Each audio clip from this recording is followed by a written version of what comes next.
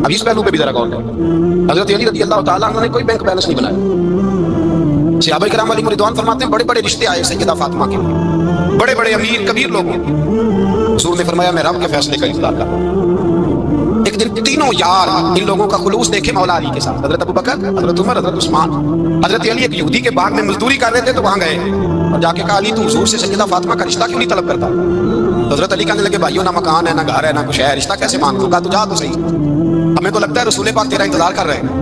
مولا علی شیر خدا کہتے ہیں میں گیا اور جب میں حضور کی بارگاہ میں گیا تو انہوں نے مجھے یار تھے نا تیار کر کے بھیجا، مجھے لفظ بھی سکھائے کیا کہنے ہیں، لیکن جب میں وہاں پہنچا نا تو میرے اندر طاقت ہی ختم ہو گئی بولنے کی.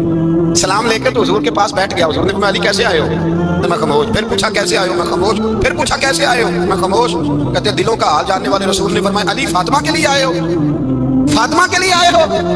حضرت علی کہتے ہیں میرا جواب بڑا نرالا ہے. میں نے کہا حضور وہ تینوں میرے پاس باغ میں گئے تھے، وہ تینوں گئے تھے، مجھے انہوں نے بھیجا ہے. کہتے ہیں رسول پاک مسکرا دیے، فرمایا علی انہوں نے نہیں تجھے بھیجا، رب کریم نے فاطمہ کا تیرے ساتھ نکاح کر دیا ہے، تیرے لیے فیصلہ ہو گیا ہے، فاطمہ کا تیرے حق میں فیصلہ ہو گیا. حضرت علی سیدہ فاطمہ کو بیاہ کے لے گئے تو حضرت زید بن حارثہ کے مکان میں کوئی مکان نہیں. وہ بھائی تو دولت دے کے بیٹی کی شادی کرتا ہے، سرمایہ دے کے پھر دعا کراتا ہے، دعا کرے اللہ میرے داماد کو ہدایت دے دے. میرے رسول نے بیٹی کی شادی کی تقویٰ دے کے، پرہیزگاری دے کے، دینداری دے کے. اس شخص کو بیٹی دی جو السابقون السابقون کے درجے میں شامل، جو ان الذین آمنوا وعملوا الصالحات اولئک هم خیر البریہ کے درجے میں شامل، ان کو اپنی بیٹی دی.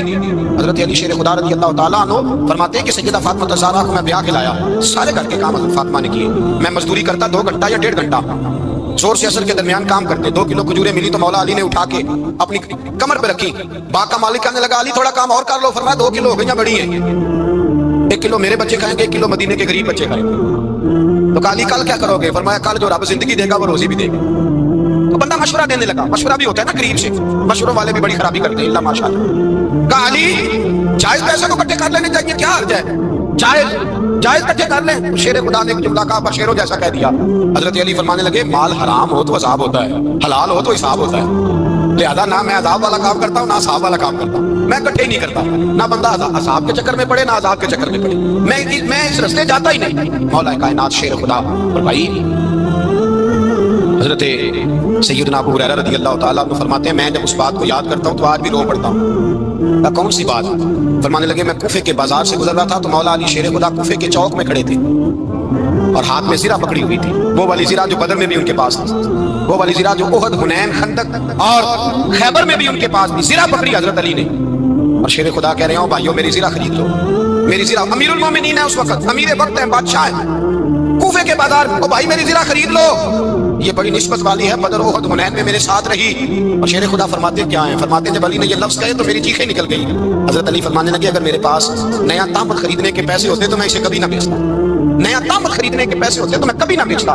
حضرت علی رضی اللہ تعالیٰ عنہ نے وہ زندگی گزاری، پاپردہ، پرہیزگاری، درویشی، سادگی، ساری زندگی کسی کا شکوہ نہیں کیا مولا علی، بلکہ اعلیٰ حضرت فاضل بریلوی رحمۃ اللہ علیہ کے خلیفہ مولانا ظفر الدین بہاری انہوں نے ایک عجیب بات لکھی ہے. کہتے ہیں حضور معراج پہ گئے تو وہاں سے ایک جبہ لائے، ایک کمرے میں داخل ہوئے، جنت کے کمرے میں صندوق کھولا سرکار نے، ایک جبہ نکلا تو کہا اللہ میں لے جاؤں. تو رب کریم نے فرمایا ابھی مجھے پتا ہے تو لے کے جائے گا پر پہننے کا نہیں، کسی نہ کسی غلام کو دے دے گا. کہا مولا وہ تو پھر تیرا فضل ہے. رب کریم نے فرمایا محبوب اسے دینا جو میرے راز تک پہنچ جائے، اس کو دینا جو میرے راز تک پہنچے. حضور جبہ لے کے آئے. علامہ بہاری علیہ رحمہ لکھتے ہیں کہ نبی پاک صلی اللہ علیہ وسلم نے حضرت ابوبکر صدیق کو بلایا، فرمایا جبہ بڑی برکت والا ہے، اسے پہن کر بڑی برکت ملے گی. اگر میں تجھے دے دوں یہ جبہ، اگر تجھے دے دوں تو کیا کرے گا؟ حضرت ابوبکر کہنے لگے حضور ساری دنیا میں سچ پھیلا دوں. حضور نے فرمایا نہیں تو اللہ کے راز تک نہیں پہنچا. حضرت عمر کو بلایا، کہا فاروق اعظم اگر آپ کو دے دوں تو کہا حضور عدل سے بھر دوں گا ساری کائنات. فرمایا بات تیری ٹھیک ہے پر راز الہی تک نہیں پہنچا. عثمان اگر تمہیں دوں تو جناب عثمان غنی رضی اللہ تعالیٰ عنہ عرض کرنے لگے حضور اگر مجھے ملا تو میں حیا کی چھاؤں کر دوں گا، ہر جوان ہر بچی کے لیے حیا کے فیصلے کروں گا اللہ تعالیٰ کی دی ہوئی طاقت سے. حضور نے فرمایا بات تیری بڑی خوب ہے پر تو مراد تک نہیں پہنچا. میرے رسول نے مولا علی کو بلایا، پاس بٹھایا، فرمایا علی اگر یہ جبہ تجھے دوں تو کیا کرے گا؟ حضرت علی نے آنکھ کھول کے حضور کا چہرہ دیکھا، عرض کرنے لگے محبوبہ اگر مجھے مل گیا تو میں اللہ کی مخلوق کی پردہ پوشی کروں گا، میں رب کی مخلوق کی میں پردے ڈالوں گا مخلوق کے عیبوں پر، میں چھپاؤں گا اس جبے کی برکت سے. حضور کی آنکھوں میں آنسو آئے، فرمایا تو رب کے راز تک پہنچایا، جبہ تیرا ہی بنتا ہے، تو پہنچا ہے اللہ کے راز تک میرے حبیب. حضرت علی المرتضیٰ فرماتے ہیں سیدہ فاطمہ نے کبھی مجھے کوئی کچھ کہا ہی نہیں، کبھی فرمائش ہی نہیں کی. ایک دن بیمار ہو گئی تو کہنے لگی میں قریب بیٹھا تو میں نے کہا فاطمہ زندگی میں تو نے کبھی کچھ نہیں مانگا، اور عزت والے باپ کی عزت والی بیٹی، میرا دل کرتا ہے کوئی فرمائش تو کر دا۔ تو فاطمہ کہنے لگی علی اگر ایک انار مل جائے نا، اگر ایک، میرا دل کر رہا ہے اگر ایک انار مل جائے، ایک انار مل جائے تو طبیعت چاہ رہی ہے انار کھانے کو۔ مولا علی شیر خدا فرماتے میں گیا ایک انار خریدا بازار سے، 1 دینار تھا میری جیب میں، انار خرید کے جب واپس پلٹا نا تو کہتے ایک بوڑھا شخص، ہونٹوں پہ کمزوری، آپ فرماتے ہیں میرے باپ دادا کی عمر کا، لڑکھڑاتے اس کے ہاتھ اور کہنے لگا علی میں بھوکا ہوں کئی دنوں کا۔ حضرت علی فرماتے ہیں میرے پاس وہ 1 دینار تھا جس کا انار آ گیا، کہتے میں نے اسی وقت وہ انار نکالا، اس شخص کے ہاتھ میں رکھا، بوجھل قدموں سے جب میں اندر داخل ہوا نا تو پاک رسول کی پاک بیٹی، عزت والے نبی کی عزت والی بیٹی، صبر والے محبوب کی صبر والی بیٹی، کہتے ہیں جب میں نے اپنا قدم اندر رکھا دروازے کے تو فاطمہ نے میرا اترا ہوا چہرہ دیکھا تو کہنے لگی علی پیسے اللہ کے راستے میں دے آئے ہو، خیرات کر رہے ہو۔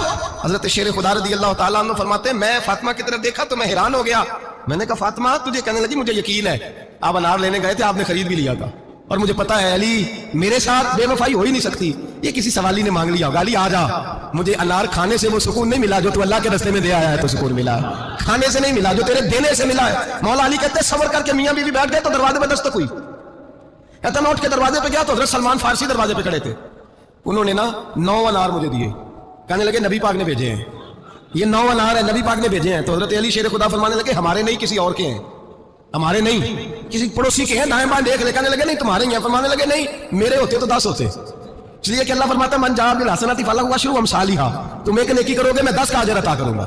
فرمایا میرے ہوتے تو 10 پورے ہوتے، اللہ رسول نے بھیجے، اور میرا یقین کمزور ہو سکتا ہے، وہ میرے ہوتے تو 10 ہوتے، یہ 9 ہے۔ حضرت سلمان فارسی نے جیب میں ہاتھ ڈالا، 10واں بھی نکالا، کہا علی تیرے 10 ہی تھے، میں تو تیرا امتحان لے رہا تھا، 10 ہی تھے تیرے۔ یقین کی دولت زنجیریں کاٹ دیتی، یقین کی دولت انسان کو نواز دیتی۔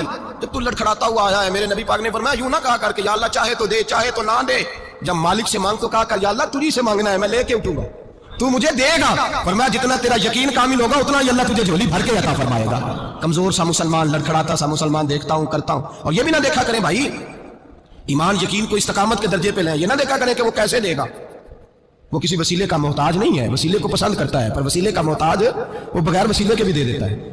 ہر آدمی ماں باپ کے ذریعے پیدا ہوتا ہے، اگر پیدا کرنا چاہے تو جناب عیسیٰ کو بغیر باپ کے پیدا کر دیتا ہے، اگر پیدا کرنا چاہے تو حضرت آدم کو بغیر ماں اور باپ کے پیدا کر دیتا ہے۔ جب یقین رکھیں، یقین، قرآن مجید پڑھیے، حضرت موسیٰ علیہ السلام فرعون کے دربار میں کھڑے ہیں، چاروں جانب دشمن ہی دشمن ہے، جادوگر آ گئے، انہوں نے سانپ چھوڑے، حضرت موسیٰ کے ہاتھ میں ڈنڈا تھا، حضرت موسیٰ کہتے ہیں یا اللہ کیا کروں، تو اللہ تعالیٰ نے فرمایا اپنا سانپ پھینک دو، کہنا چاہیے تھا نا کہ یا اللہ ایک ہی تو شے ہے، اتنے سانپ ہے، بچانے کے لیے ڈنڈا ہے وہ پھینک دوں، ڈنڈا پھینکا جاتا ہے، سانپ کو دیکھ کر کے قابو کیا جاتا ہے، یہ میرا اور آپ کا ذوق ہے نا، لیکن انبیاء کرام کا انداز ملاحظہ کیجیے میرے عزیزو، اللہ فرماتے ہیں ڈنڈا، اے موسیٰ ڈال دے اپنا عصا، پہلے نہیں فرمایا کہ سانپ بن جائے گا، فرمایا بس تو ڈال دے۔